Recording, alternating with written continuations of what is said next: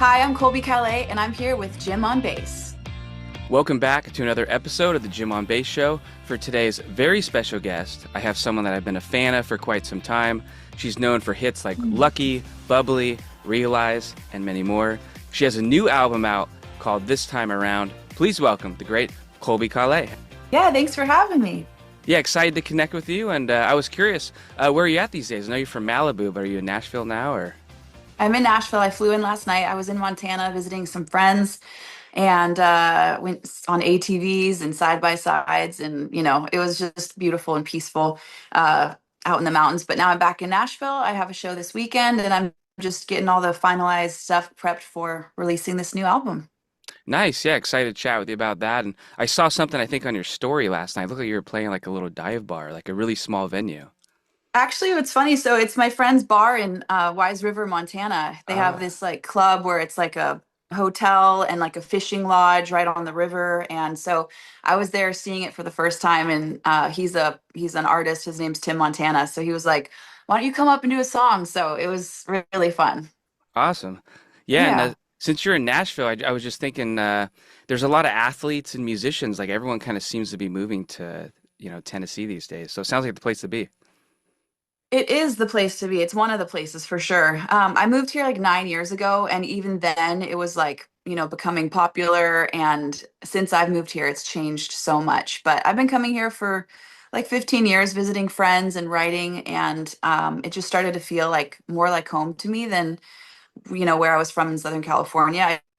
I just think I had a lot of friends here, and I really liked the lifestyle, and so it feels like home right now. Nice. Well, it made me think, speaking of like different types of entertainment figures too, I just covered Mhm. the American Century Championship in Tahoe. It's the big celebrity golf tournament. So Oh, cool. yeah, I don't know if you heard of that one. I'm fresh off the golf course, and I heard that you've been getting into golf lately too, right? I do. I really like golf. In the last like few years, I've been golfing more, and I like it. I mean, obviously, it's a frustrating sport. Sometimes I can be good, and sometimes I'm terrible. But I really like it. I got some nice clubs, so I want to start going more. Nice. Yeah, I tried to get into it, but maybe one day. I just want to head in the general right direction. I guess that's the key. But Exactly. Exactly. You just don't want to just go into the trees every time. That's the goal. I don't know if you know who the older comedian is. His name's Tom Dreesen, and he used to open up for Frank Sinatra back in the day. And Oh, cool. yeah, it made me think. We were talking about golf, and I said, "Yeah, I'm a big slicer," and he said, "Yeah, so was OJ," and it made me laugh. That was a good little line. You're like, nice, Yeah, nice comparison. I'm stealing that one. Yeah.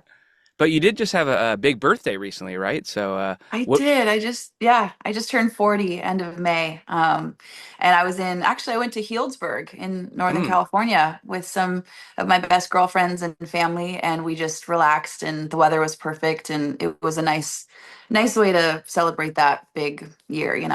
yeah, it made me wonder because some people are cool with it, some people are not. How are you dealing with it?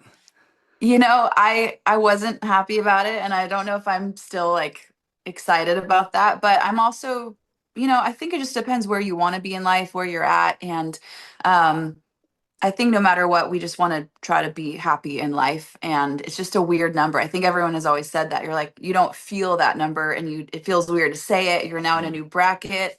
So I think that's just the hard thing to digest, but I think I'm going to be great with it. yeah, just got to keep going. Yeah. Well, another interesting thing I read up on you, I didn't know about this.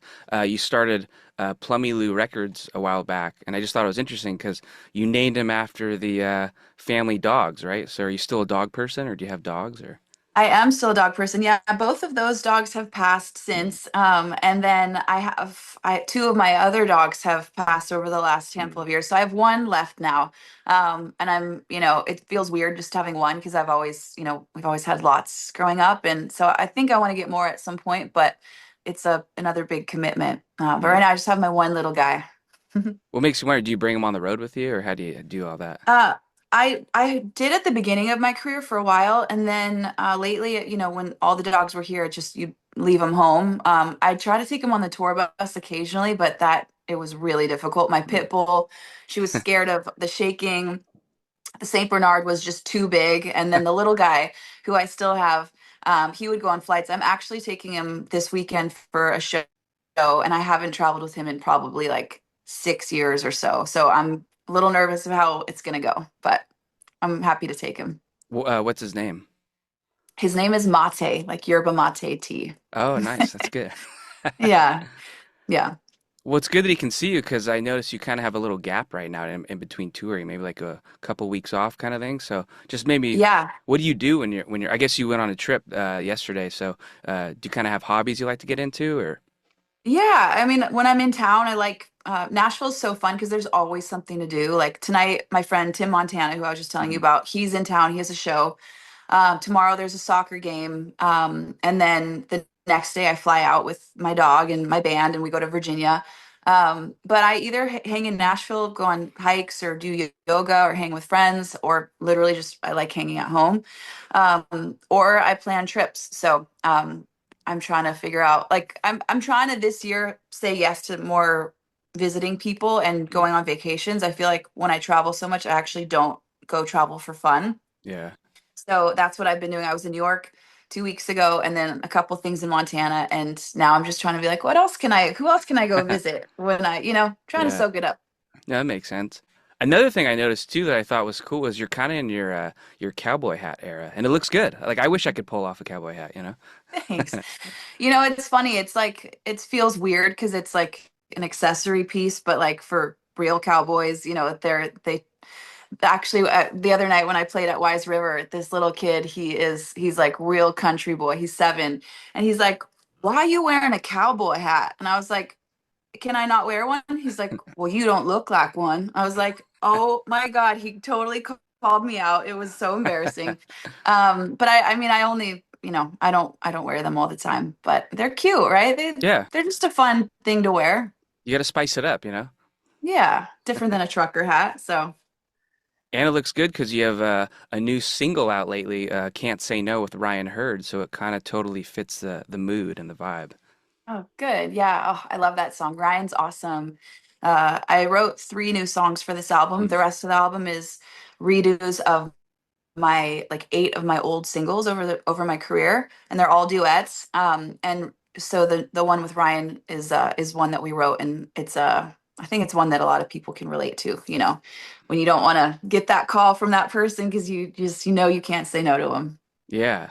And before you got to this new album that we're going to get into, I kind of already spoke to you about it before we started, but it just made me wonder, do you ever go on that website, Setlist FM, and look at your old shows or all the places you've been through the years? I didn't even know about that, but I should because that will be I forget about a lot of things too. Like I think it'll be nice to go down memory lane. So I will take that note. I'll do that.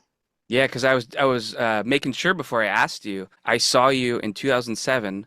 I was just out of high school. Like I remember it well. It was just a fun show. Me and my friend went. My parents were there, and we saw you at the Greek Theater in Berkeley. And you played along with the Goo Goo Dolls and Lifehouse. So I just had to bring that up. Yes. Oh my God, that was such a wild time. That was my first tour ever. I had never played really live before. My friend had put my songs on MySpace, and that's how I got a record deal and then went on tour that next summer. So I was this new girl, and I actually just saw the Goo Goo Dolls last weekend. We played a show together at a private event, and I hadn't seen them since my tour, basically. I mean, it had been forever. And so we got to catch up and talk about it. And I was just like, it was so nice that you brought me out. It was my first tour ever. I was so brand new. And I'm actually going to sing with them this weekend. They're playing in Nashville. Nice. Yeah, that's totally full circle then, right there. I know, I'm like 2 times in like a couple weeks after, 15 years or Yeah. 20 years. It's crazy. And it's funny you brought up MySpace because I heard that reporters, I guess, used to call you like the queen of MySpace. And it made me realize I remember there was no Spotify then or Apple. So I would go to MySpace before your album fully came out after that show. And that's the only way I could hear some of the released songs. So it just kind of I know. took me back. I miss that. I think that was what was so special about it is like social media, people get to find music on their own, and that was one of the first ways that people were finding songs. And that's why I got a fan base, is because people heard my music on their own. So they actually got to choose my songs and choose Bubbly. So it was very special. I'm really lucky at how it happened. Yeah. And I had to show you this. I thought you'd get a kick out of it. It was Let's see. confirmed. It was confirmed to me by your band. So here's like a regular, let's see. That's me and you right there. Just a regular photo. You did a little meet and greet after Oh your my set. God. My outfit. But then Wearing a beanie. It's so funny. then your band confirmed to me I was the first fan to get his chest signed by Oh you. my So God. I don't Look want to at get that. I don't What want to a get cool canceled, but photo. so I thought I just had to show that to you. That is so crazy. Oh my gosh. I haven't done that for a long time. Signed. I mean, people would like have me sign like their arms or something and then they'd get it tattooed, but that's cool. I was more bold. I was right out of high school, so all these years later, it's full circle to have you on. So, gotta Yeah. talk about the new album, and Yeah. made me wonder how did it all come about? Because, like you said, there's some covers on there, some redos, some duets. So, how did it all Yeah. happen? Well, I don't know. I think it was like I think in 2019 I had been I I hear my old songs and sometimes it like bothers me because I sound so young. I recorded when I was 20 years old, most of those songs and I just feel like I like a different production style and I love country music now and like the steel guitar and the dobro and my voice has matured over all these years and so I was like I want to redo these songs in like the same way but just like a little bit upgraded or updated, I guess. Um, and so it took me years. I just kept thinking I would do it, and then stuff would happen, and I wouldn't. And so I mean, now it's been a year and a half that we started recording this, and my team, like, I wanted to do some of them as duets, but they were like, you should do a whole duet Mm. album. I was like, really? Okay, which is fun because I love duets and I love getting to work with other artists, and I have so many favorite artists and voices that I got to ask some of my favorite people. So, that's kind of how the process has been started and how it came about. And then I chose 7 or 8 of my old singles over my career, wrote 3 new songs, and then I have a cover song on there as well. I just gotta say, I only was able to start listening to the album yesterday, and the one song I've listened to like 12, probably 15 times in less than 24 hours was "I Never Told You" by Chris Young. I just can't Oh, stop listening to it. Yeah, cool. love that It's one. fun because it's up tempo, right? Like we Yeah. we made it a faster version and there's that fiddle hmm solo. It's really fun. I'm glad you like it. And there's something about the tone of his voice too, because I like some of his other songs, and you Yeah. guys just this is like a perfect version. I just absolutely love it. So Thank you for saying that. I'm happy to yeah, hear that. And I have like I don't know, do you want me to share some of the artists that's on it or yeah. I mean, okay. So the next song, well, I have a song coming out with Maddie and Tay. It's a new one. It's called Live Without. And then when the album comes out, there's a song with Lee Brice. It's another new one called Kind of Single. And I'm obsessed with him. I love him so much. I have Amos Lee on Bubbly, Gavin DeGraw on the cover of Circles, Maren Morris on Fallen for You, which is one of my favorites. That Mm-hmm. one's actually opening the record up. Mm-hmm. So yeah, I mean, so many more, but it was really fun to get to work with these artists in the studio and become either they were already friends or now I have new friends.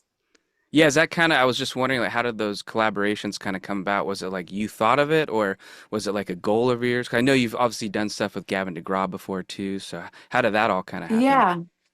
Yeah, I mean, some of them were like, "Oh, I'm friends with these people here in Nashville, and I love their voice and music," so I asked them. And then others were like, Maren, I knew we've met before, but we weren't like friends. And so I asked my producer, who works with her all the time. She's one of my favorite female vocalists, and so he asked her. And then same with Lee Brice, like we have mutual friends. Mm. And I love his voice. I love his music, and so that was a bucket list. And now we've become friends, but I didn't know him before it. But like, yeah, I mean, it's just been Walker Hayes, Amos Lee. I've been friends with all of them, and so just to ask them, it's also nerve-wracking to ask because you don't know if they Mm. want to or if they can. Sometimes their schedules, which is why it's taken a year and a half to make this record because everyone's schedules have been so we have to wait for a lot of things, so it's taken a while, but um, it's done and it's finally out. Yeah, Yeah, it made me wonder with duets. As I was listening, I was like, were you guys all in the studio together? Because it'd be harder to probably record stuff and send it off being separated, yeah, right? yeah. So I was in the studio here in Nashville with every artist Mm. except for Amos Lee sent his from his house in Pennsylvania. and then Jason Mraz sent his from his studio in California. So Gotcha. those were the only two that we weren't physically in person. And Yeah. has there ever been any collaborations you've done? Could be on this album, maybe ones that you just never saw coming, and then you were pleasantly surprised. It ended up being a lot more fun. Oh, I mean, oh gosh, like, well, truthfully, like maybe Amos Lee, I've been a huge fan of his music. I like he, when you just put on Spotify or have an artist playing all the time, like that's usually what I have put on. And him and I, we met last year and we became friends. And I was like, I can't believe I'm friends with Amos Lee. Like, this is just so weird. Like, it's someone I listen to all the time. So he was someone I was nervous to ask, and he said yes. And what he contributed to Bubbly is so special. He came up with all these great background vocals, and so like it's cool because I already was friends with him, even though we didn't get to record it in the studio together. Because I think I did that with an old song with Brad Paisley. I had never met him. We weren't in the studio. He just sang it from somewhere, and it's good when you get to well, but then after that, I got to meet him and we became friends. But it's always interesting doing duets. It's hard with everyone's schedules, so Yeah. keeps it exciting. Well, it kind of made me think too. Since I was just in Tahoe at that celebrity golf tournament, the Kelsey brothers were there. So, as everyone Oh, knows, yeah, Travis Kelsey's dating Taylor Swift. So there's constantly yeah, rumors. Everyone thinks she's in town. She never is, but makes you laugh. But I know you worked with her yeah, in the past on her yeah, Fearless album, right? So, are yeah, you guys friends, or was that an in-person thing? I'm just curious how that all. Do yeah. you hang out before you start writing, or how does that work? Yeah, so I mean, that was in 2008. We probably wrote that together. She was in Nashville. I was in California, but I flew out here and we wrote the song together and recorded it here in Nashville. And then yeah, we just stayed friends over the years, and we'd get to, I'd either come to her shows or she came to a couple of mine and came up on stage. And I actually went to her show in the fall, which was really fun to get Oh, to see nice. the Eras tour. Yeah. Um, but yeah, like sometimes you're not in the room with the person, and that's just how it has to be. But sometimes you get to be in there when you're writing and recording. And like when me and Jason Mraz wrote Lucky, we weren't in the room together. We were on tour, so we sent emails back and forth for Hmm. writing this song. So it's just you never know how it's going to come about. Yeah, makes me wonder because your dad obviously was a big producer or is a producer. So, how does that work with him? Is he jealous of that, or is he anti that, or it makes me different methods now with technology. I think, yeah, he always taught me like growing up when I loved singing, and he was like, "Well, you should also learn how to play an instrument and write songs." And once I learned how to write, it felt so nice. It's like therapeutic. And then when you get to write with someone else, there's that collaboration aspect is it's just really like you have to be vulnerable to open up to someone and hope that they like your ideas and vice versa. Um, but yeah, he's been able to produce some of my early music, and he produced a Christmas album of mine. And Mm, I think that he's always happy that I'm still creating, and he always has ideas for it. So that's always special to have been able to work with him like that. yeah, it made me wonder because during COVID, you probably remember there's like this video of this guy, I think on like a skateboard, and then Yeah, yeah, with Dreams. dreams. Yeah. Yeah, so it made me wonder, like when you hear that song, like for me, obviously, I think, oh, that's a good song, I like it. Do you think of it like that, or is it almost like an extension of your family? Do you have like a connection like that when you hear? Totally, yeah. I mean, of course I grew up listening to it because it was always in the house, and it was such a that music was just so, and it's just so timeless. But to know that my dad was a part of it, and I got to hear all the stories of how the songs were recorded, and he wrote a book on being in the studio making rumors, and we would get to hear like he would have the masters of the recordings, and so you could solo, like we have a studio at home, and he would always solo each individual instrument or harmony or background vocal, and it was so special to get to hear it like that, like dissecting it like that. Yeah, So yeah, I'm always like, oh wow, it's so cool, that's like a part of my family history. yeah, that is pretty cool.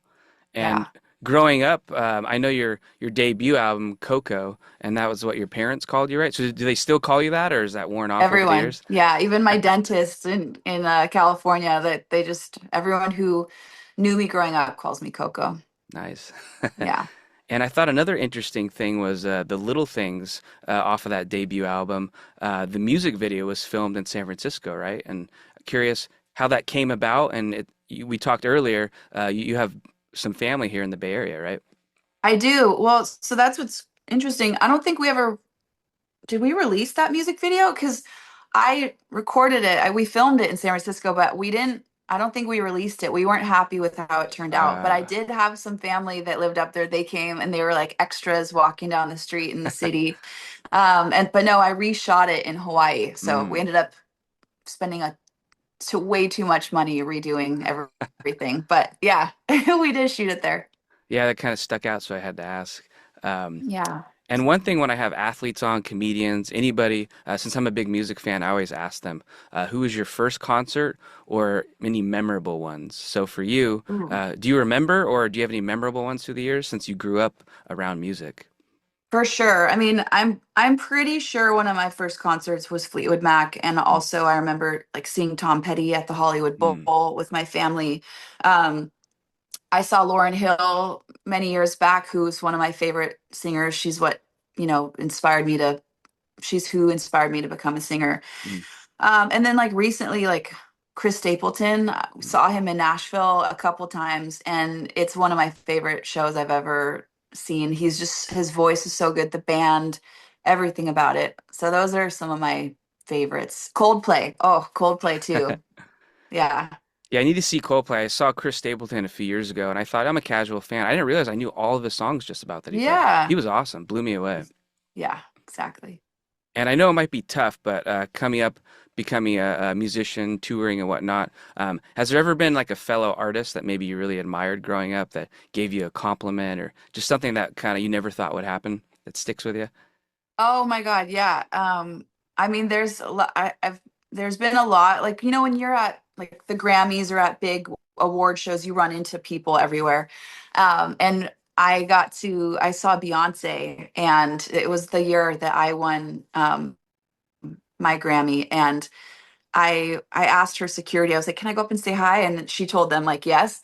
And so I went over and I was like, Hi, I'm Colby. I love your music and I love your voice." And she's like, "Oh, I know who you are. You have a beautiful voice and I love your song." And I was like, "What the like how does she know?" It was the coolest thing, and she was so beautiful and sweet. So that was one memorable one. Nice. That's a good Yeah. moment then. And speaking of rising and growing up, I don't know if it's Michael or Michael Blue, but Michael Blue. Yeah. yeah, is he the one that kind of got you connected with Jason Mraz? Is that how that kind of happened, or? No, he wasn't.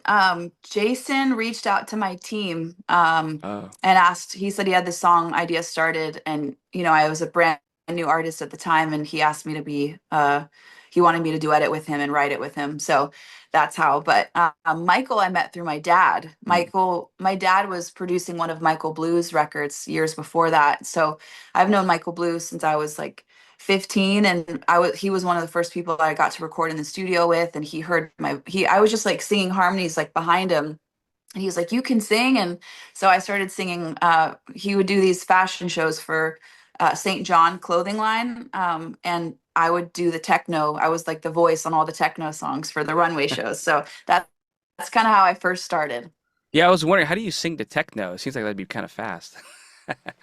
You just, I mean, honestly, you just sing whatever, they put auto tune on it and they kind of place it Uh, wherever. It's not, yeah, it's kind of a vibe. So uh, that was why I was just used to being in the studio. I'd never really performed before, so I really felt comfortable in the vocal booth with curtains and no one could see, and I could just sing whatever. yeah. Well, yeah, they make me wonder too. When I have comedians on, I always like to ask, "What do you remember about your first open mic?" So it made me wonder with you, Mm, do you remember, was there like a first show or moment where you were really nervous or you were kind of like, all right, I hope this yeah. goes well? Oh my God, so many of them. I mean, I had terrible stage fright, and my first big show was with the Goo Goo Dolls, and I think I was like forgetting the words to Bubbly. My first TV performances, it was all that year, all in 2007, and it was on the Tonight Show with Jay Leno, and I was so nervous. I think we had to redo it because I messed up, and like I closed my eyes the whole time. I was like, my voice was shaky. It happened way too many many times, unfortunately, but I've worked through it over the years. Yeah, you're a pro now. Well, I don't know. since we did bring up MySpace, I forgot to tell you, in 2007, actually, the same year I saw you, I won a contest off MySpace and I got to go on tour with Lenny Kravitz for 2 weeks. Oh my And God, how cool. yeah, it was surreal. We got to go from San Francisco to New York and they flew us back. And one of the special memories, I was wondering if you do something like this. They brought us backstage after the show. And it was just, he was always been my favorite guy. So it was the coolest thing.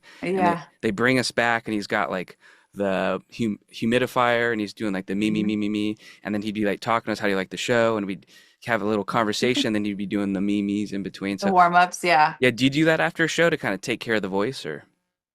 You're supposed to. You're supposed to do vocal warm-ups before and a warm down after. I don't. I should. I definitely do warm-ups before, but not as well as I should. But there's like the basic ones that I do that will just like kind of get the I think it's different too. Like I do sound check. A lot of artists don't do sound check, but I like to be at every sound check. So my voice is already kind of warmed up from that too.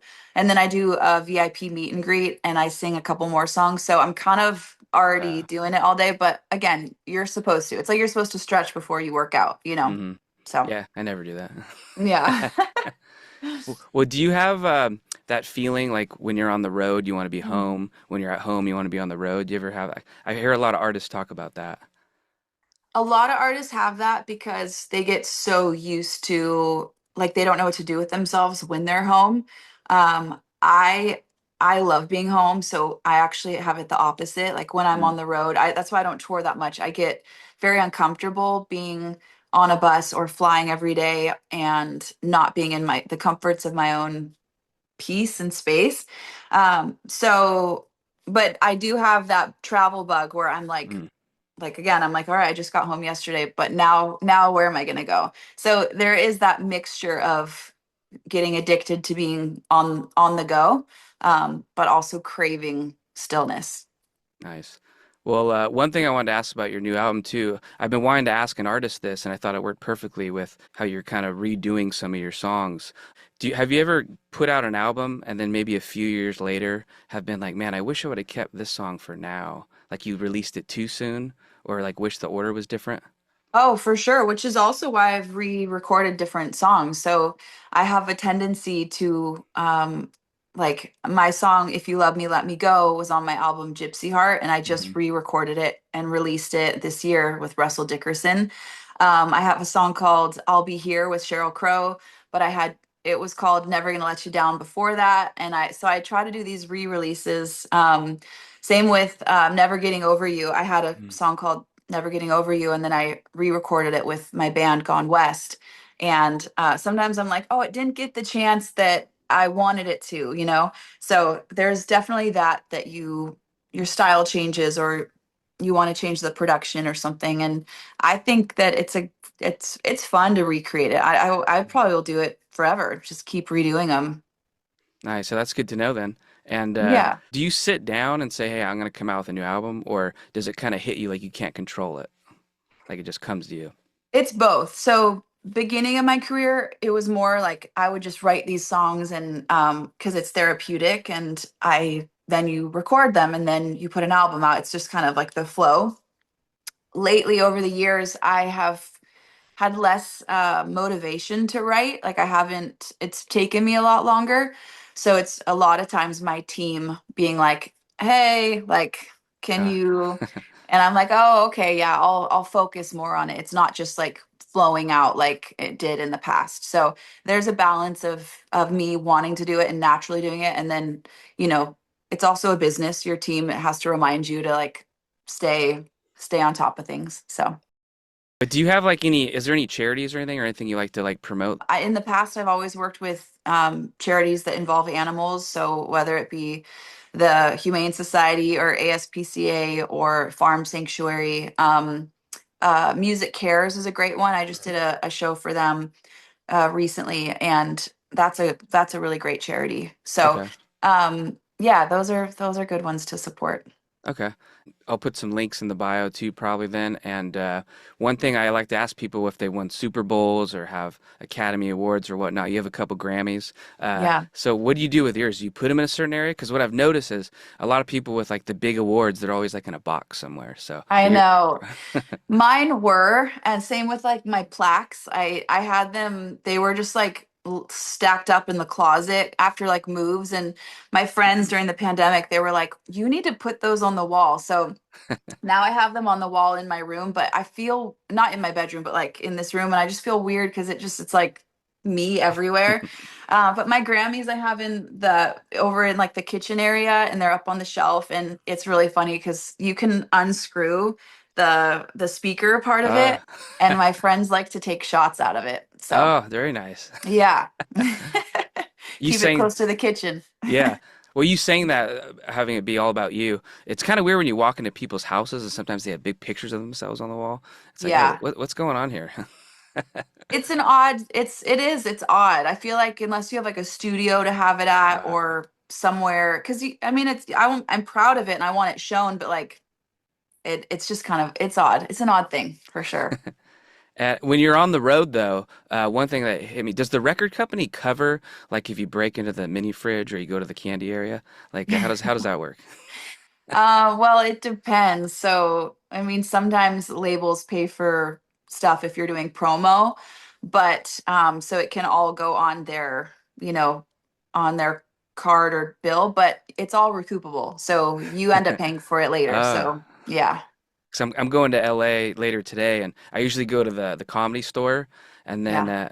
you have some drinks, then you get In-N-Out Burger, and then you're Yeah. laying in bed, and the Kit Kat's staring at you, Oh, it's Darren for yeah, sure. always make the Yeah, bad choice. I always break into those for sure. But that's why they give you per diem too, right? Well, one of my final questions is, do you have any bucket list venues? I know you just did the Grand Ole Opry recently. I don't know if you've done that Yeah. before, but Yeah, I have. oh, okay. Any ones you haven't checked off, or just were surreal to do? You know, I've got to sing at the Hollywood Bowl a couple times with like a radio show or Jason Mraz was playing there. But like I would love to play my own shows at one of those places or in an arena. I think that it's just so fun to get to sing in a venue of that. I don't know. I also like indoor shows. Mm. Outdoor shows are like the weather's always temperamental. There's bugs. Um, but I think yeah, probably getting, I think because I grew up in LA and Hollywood Bowl is probably the first place I saw a big concert. I think that would be really, really special to get to do someday. Nice, yeah. And I asked because you got the new album coming out, and I only saw a couple dates left on your website, so I figure you're going to be probably announcing some more dates soon, right? You would think, but no, we're working on it. We're trying to figure out the right shows and when to do it. But I have a Christmas tour with Gavin DeGraw Mm, in December for like, I don't know, 10 days or something like that. So that's something to look forward to. I'm nice. looking forward to it. Yeah. And last one, I just thought of when you are doing some dates, do you think you'll probably be pulling some people out to join you for those duets, or is that probably, That's the hard thing. If yeah, unless it's their hometown or it's in Nashville and they happen to be here or like a big city they can fly out for, that's something that I'm already thinking of because this is a whole duet album. So obviously I can sing the songs solo for sure, but it's really fun. Like I just had a show a couple weeks ago in Southern California and Jason Mraz was there.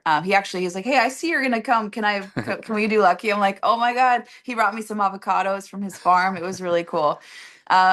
But yeah, I would love to play a show in Nashville and have some of the duet partners. Definitely. nice. Well, hoping it happens, and I can't wait because I'm going to definitely find a way to check out your show. You Um, should. Yeah. Yeah, so it's been full circle to have you on, Colby. Excited to hear the new music with everyone else. And Thank you, Ryan. yeah, Yeah. thanks again for coming on. Great questions. This was really fun, and I'm happy we got to meet and hope to see you at a show sometime.